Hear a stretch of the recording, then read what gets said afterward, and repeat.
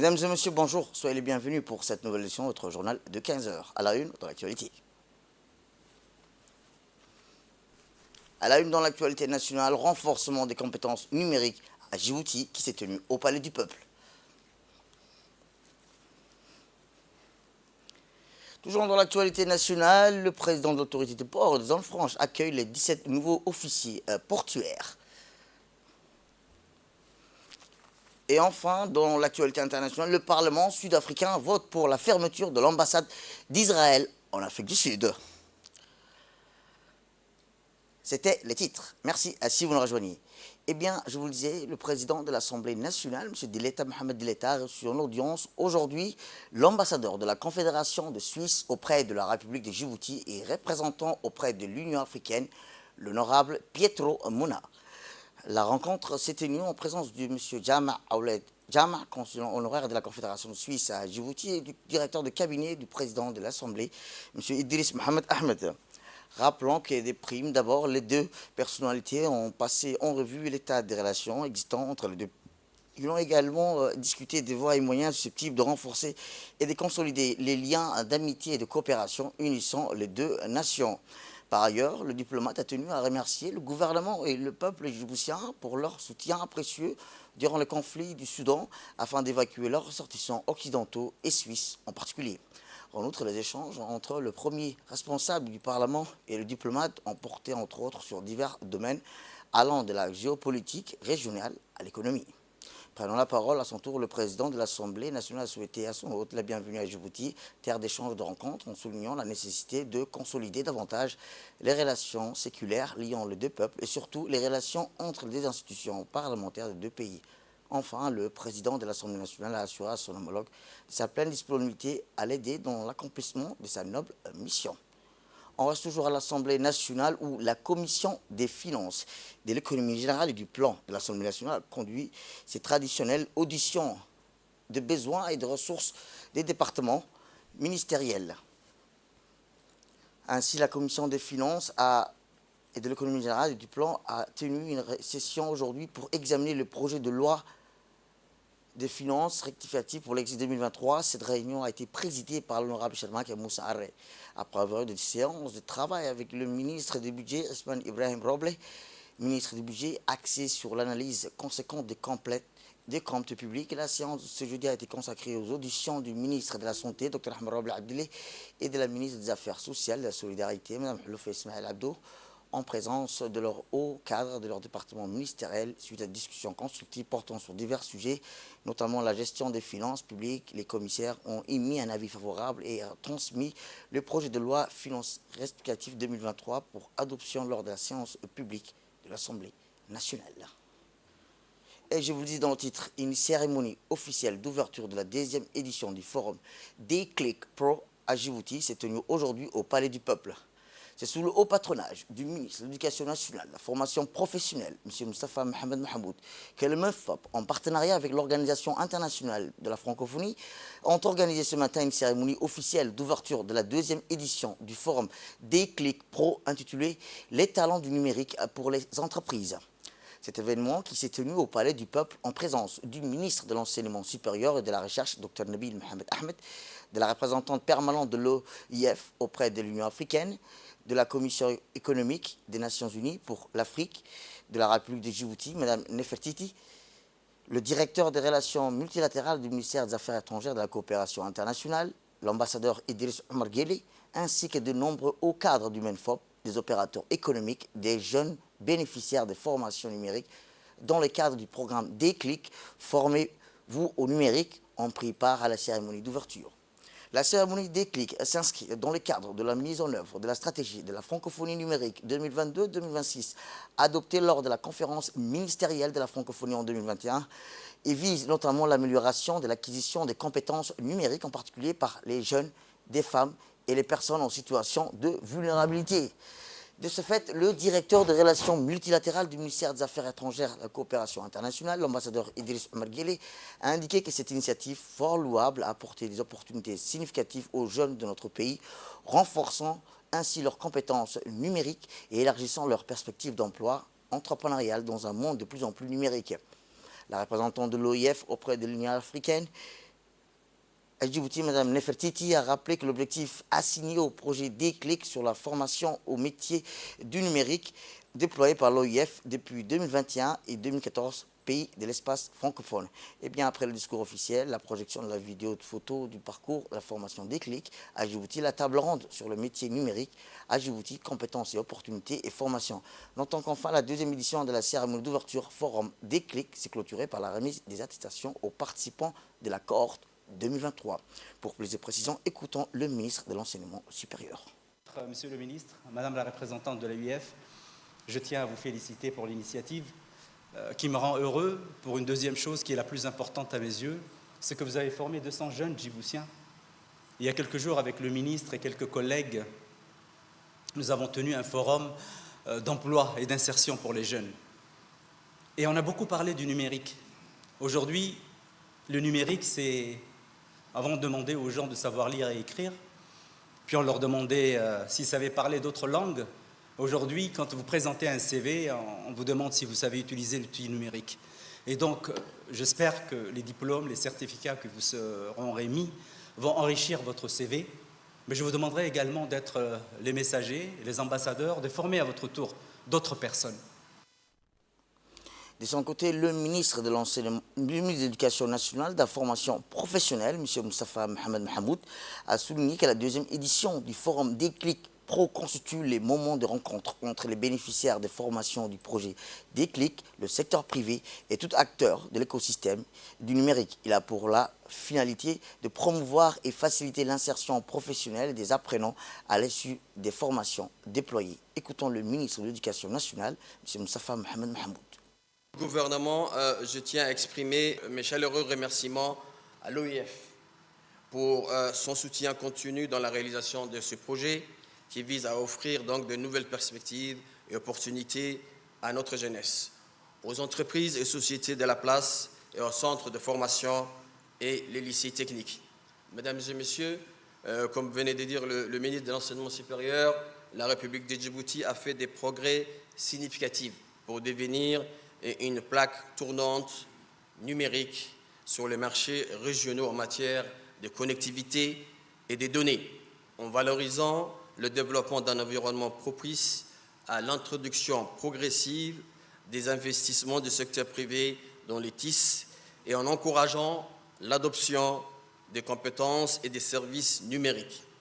Cette nouvelle approche, alignée sur la vision 2035 de Djibouti, vise à garantir qu'un plus grand nombre de Djiboutiens et de secteurs publics et privés aient accès à un Internet de qualité et abordable et reconnaît le rôle d'éthique dans la croissance économique. L'action du gouvernement de Djibouti contribue également au développement des programmes de compétences numériques dans les entrepreneurs et à l'intégration des compétences numériques de base dans les programmes scolaires en université. Eh bien, c'est l'appel à la prière, nous reviendrons tout juste après. C'était l'appel à la prière. Nous revenons là où nous étions. Eh bien, le ministre de l'Énergie, M. Younis Ali Guedi, a clôturé hier un atelier national de validation des études de planification énergétique au Kempinski Palace. L'objectif de cet atelier est de montrer quelles sont les informations énergétiques nécessaires pour définir une politique de l'énergie, ainsi de soumettre aux différents acteurs institutionnels, établir une établissement public et entreprises privées et du secteur de l'énergie, de la planification économique, statistique, les résultats issus de ces études. Cet atelier a démontré par ailleurs qu'il existe dans le pays des experts nationaux qui sont en mesure de prendre en charge toutes les activités de planification et de gestion de la politique énergétique du pays. Le ministre de l'Enseignement supérieur et le ministre de la décentralisation ont également pris part à cet atelier.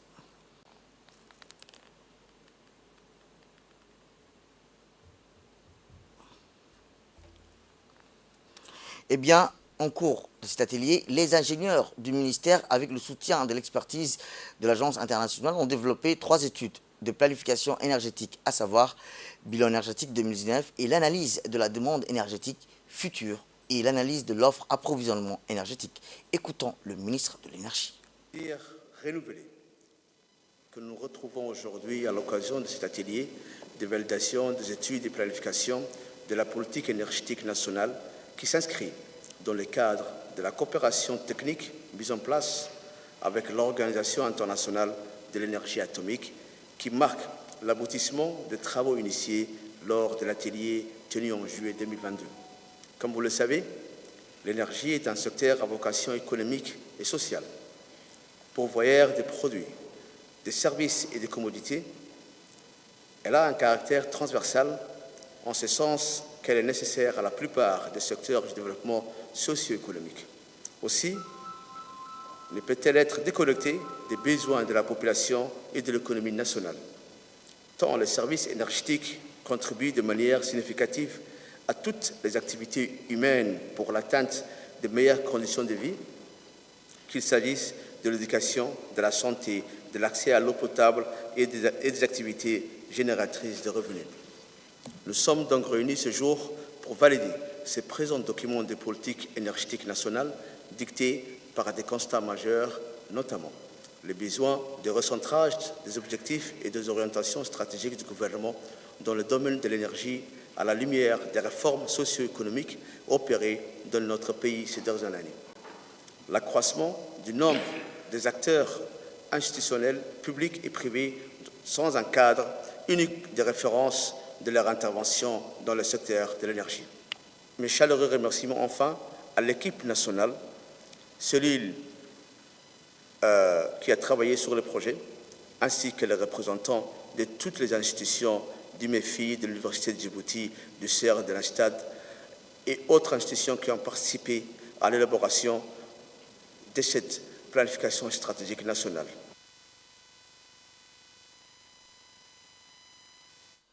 Autre actualité nationale, eh bien, la République de Djibouti a récemment mis en œuvre des actions significatives pour renforcer la sécurité de son espace maritime, démontrant ainsi son engagement résolu envers la préservation de la stabilité régionale, en particulier dans la région du Bab el-Mandeb. L'utilisation coordonnée des ressources de la Marine nationale et de la garde-côte djiboutienne a été un élément clé de cette initiative à travers une série de manœuvres. Djibouti a mis en avant sa capacité indéniable à garantir la sécurité de ses eaux territoriales. Au-delà, ces exercices ont été conçus pour évaluer la réactivité, la coordination et l'efficacité des unités navales et côtières dans divers scénarios maritimes. Les résultats de cette évaluation ont été particulièrement satisfaisants, mettant en avant l'évidence de la préparation constante de la Marine nationale, de la garde-côte à faire face aux défis maritimes complexes. Djibouti a ainsi affirmé sa volonté et sa capacité à assurer la sécurité maritime régionale, consolidant ainsi sa position stratégique en tant qu'acteur clé dans le maintien de la stabilité dans la région et de la mer Rouge.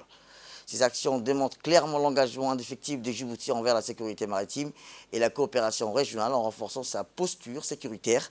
La République de Djibouti contribue activement à la protection du détroit stratégique de Bab el-Mandeb, jouant ainsi un rôle crucial dans la préservation et la sûreté des voies maritimes djiboutiennes.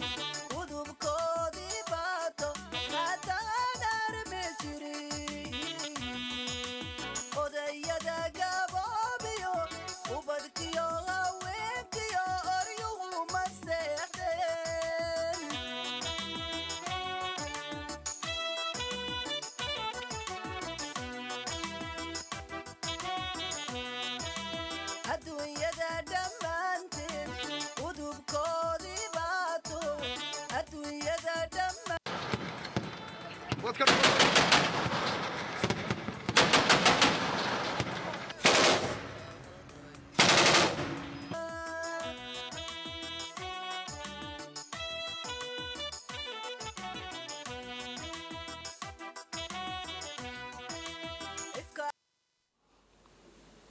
à fait autre chose, cette fois-ci, le ministère de la Communication chargé des Postes et Télécommunications, en collaboration avec l'Union internationale des télécommunications, a clôturé hier la formation sur la planification des activités liées au développement des infrastructures à large bande dans le domaine des TIC.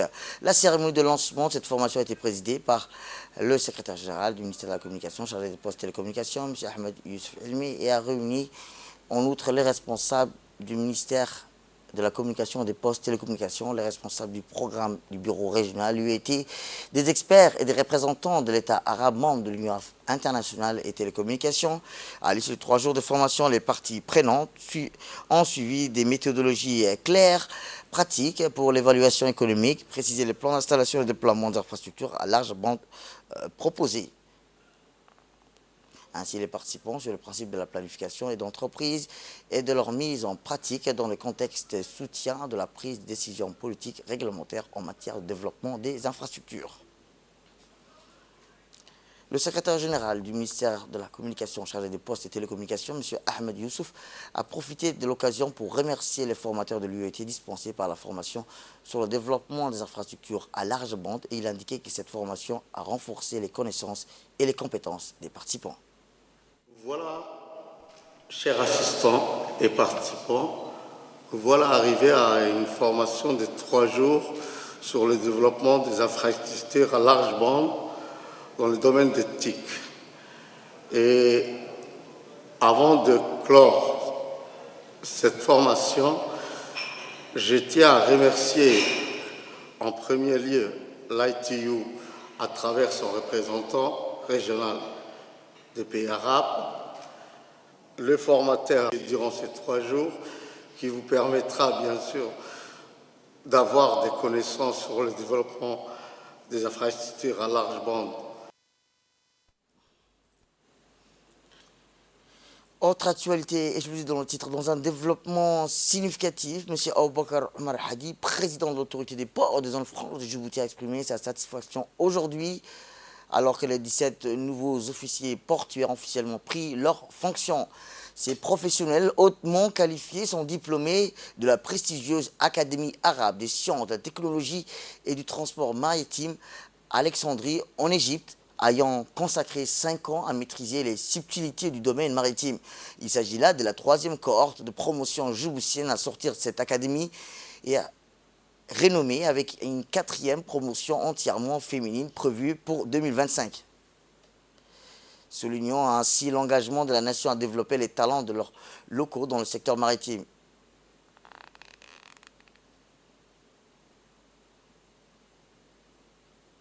Eh bien, M. Aboubakar Ahmed a souligné l'importance de ces nouveaux officiers portuaires alors qu'ils joignent le secteur maritime en expansion de Djibouti, anticipant que leur expertise constituera un atout majeur et précieux pour renforcer davantage la position de la nation dans l'industrie maritime.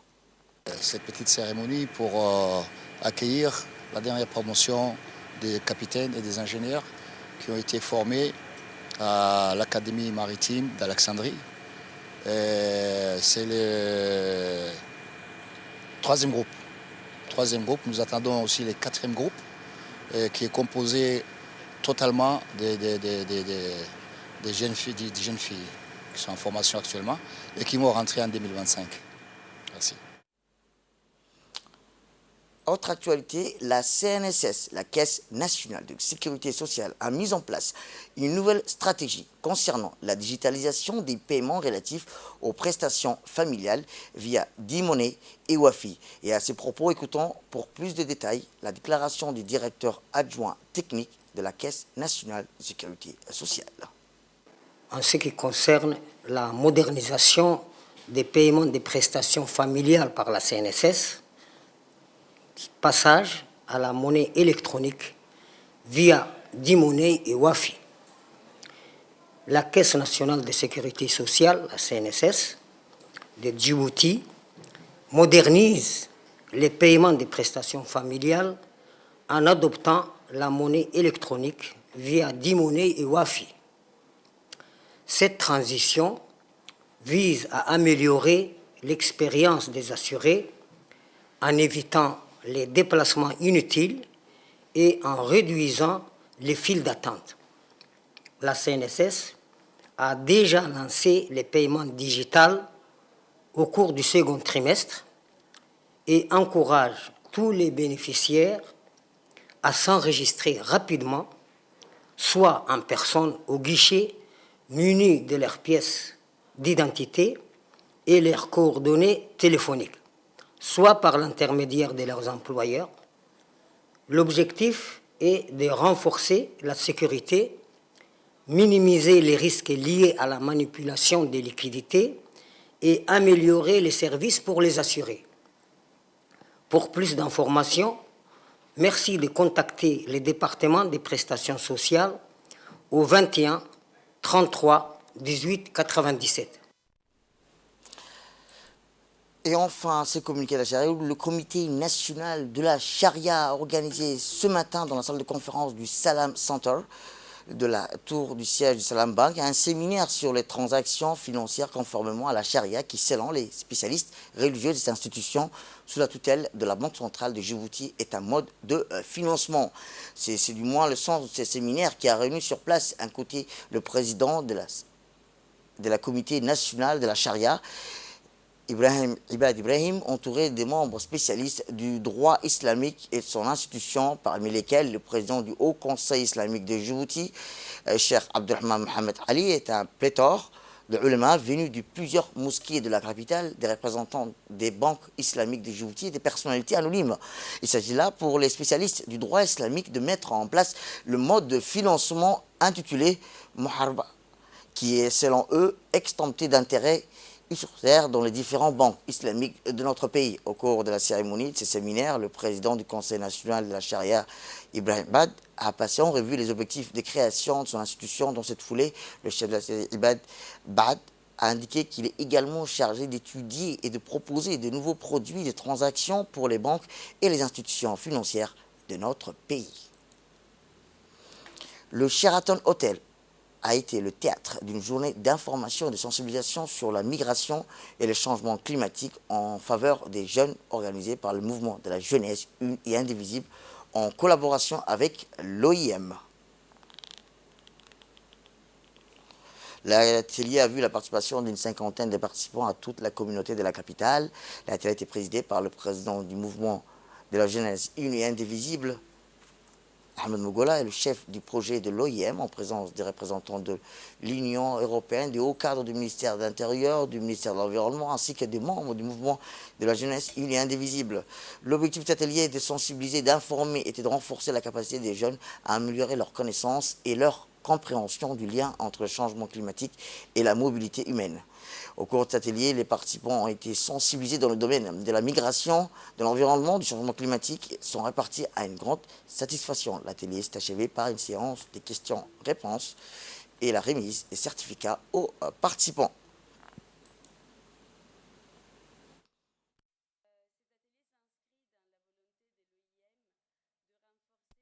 International, national et régional, le lien entre la mobilité humaine et la sécheresse prolongée, tandis que les populations affectées peinent à se remettre de la perte de leur bétail et du manque de nourriture. Nous espérons que les thématiques que nous allons aborder aujourd'hui vont et à créer ensemble un environnement favorable et solidaire. Dans son discours d'ouverture, le président du mouvement de la jeunesse une et indivisible a souhaité la bienvenue aux participants et les avoir remerciés de leur présence et a exprimé sa reconnaissance à l'OIM. Nous sommes réunis aujourd'hui, c'est pour échanger, apprendre et relever les nombreux défis liés à la migration dans les contextes du changement climatique. La migration est un phénomène complexe qui peut être influencé par de nombreux facteurs, notamment les facteurs environnementaux. Il s'agit de promouvoir l'action climatique et protéger les migrants environnementaux. Aujourd'hui ou demain, n'importe qui peut devenir un migrant climatique. C'est pourquoi il est important de sensibiliser les jeunes sur les enjeux cruciaux liés au changement climatique et à la mobilité humaine. les jeunes ont un rôle crucial à jouer dans les questions des migrations, d'environnement et du changement climatique. Il est en effet crucial de faire comprendre aux jeunes les liens entre la migration et le changement climatique et de travailler ensemble pour trouver des solutions durables aux défis qui se posent. Les jeunes peuvent jouer un rôle important dans la promotion de ces actions en apportant leur perspective, leur énergie et leur engagement pour façonner un avenir durable. Doté tout récemment d'un nouveau mécanisme, le Croissant Rouge de Djibouti a déclenché son protocole d'action précoce destiné à anticiper les conséquences des pluies diluviennes annoncées du 14 au 21 novembre. En effet, ce projet pilote a permis au Croissant Rouge de Djibouti de mener des larges activités en partenariat avec la commune de Balbala. Ces activités et cette initiative a permis à 100 ménages vulnérables de la commune de Balbala de bénéficier de la rénovation de leur toiture pour éviter les infiltrations d'eau depuis le toit. Aussi, les volontaires du Croissant Rouge et les conseils des quartiers ont entrepris des activités de nettoyage, d'ouverture des drainages, pompage des eaux usées, stagnants, distribution des kits d'hygiène et de la sensibilisation des ménages sur la promotion de l'hygiène. Une association des synergies que le secrétaire général du Croissant Rouge de Djibouti, Amin Hussein, et le président de la commune de Balbala, Mohamed Saïd, ont souligné qu'elle s'inscrit dans le cadre des efforts nationaux en matière de coordination contre les risques et catastrophes. Direction le sud du pays où la semaine dernière, la responsable du bureau régional du ministère de la Femme et de la Famille, Mme Moumina Hamad, en collaboration avec le CMH de Dikil, ont organisé une formation sur le planning familial et le MGF. L'objectif de cette rencontre était de contenir l'importance des pratiques de la contraception et de lutte contre le MGF, leur expliquer l'utilité du planning familial pour les femmes rurales pendant cette formation. Les responsables du bureau régional du ministère de la Femme et de la Famille ont saisi cette opportunité pour restructurer les caisses mutuelles des 3 régions. L'événement a réuni plus de 33 participants entre Dikil, Ali Sebier et Yarta. Dans l'actualité régionale, à présent, plus des inondations en Somalie ont fait 50 morts et chassé près de 700 000 personnes de leur domicile. Des pluies attendues entre le 21 et le 24 risquent de provoquer de nouvelles inondations qui pourraient causer des morts et des destructions selon l'Agence nationale de gestion des risques catastrophes en Somalie. Le Bureau des Nations Unies pour la coordination des affaires humanitaires ont déclaré que le nombre de personnes déplacées par ces fortes pluies et les inondations en Somalie avait presque doublé en une semaine, tandis que plus de 700 000 personnes au total ont été touchées par la catastrophe. En outre, les routes, les ponts, les pistes d'atterrissage ont été endommagées dans plusieurs régions qui affectent la circulation des personnes et des fournitures et entraînent une augmentation des prix des produits de base. La Corne de l'Afrique affronte des pluies torrentielles et des inondations liées au phénomène climatique appelé El Niño qui ont fait des dizaines de victimes et de provoquer des déplacements à grande échelle. Et je vous dis dans le titre, les législateurs sud-africains ont voté hier en faveur d'une motion appelant la fermeture de l'ambassade d'Israël et la rupture des liens diplomatiques jusqu'à qu'Israël accepte un cessez-le-feu à Gaza. La motion déposée par le parti d'opposition économique Freedom Fighter a reçu le soutien de 248 membres du Parlement, tandis que 91 législateurs s'y sont opposés. Le vote a eu lieu après que le ministère israélien des Affaires étrangères a déclaré avoir rappelé son ambassadeur en Afrique du Sud, Elief Betroskovi, à Jérusalem pour consultation.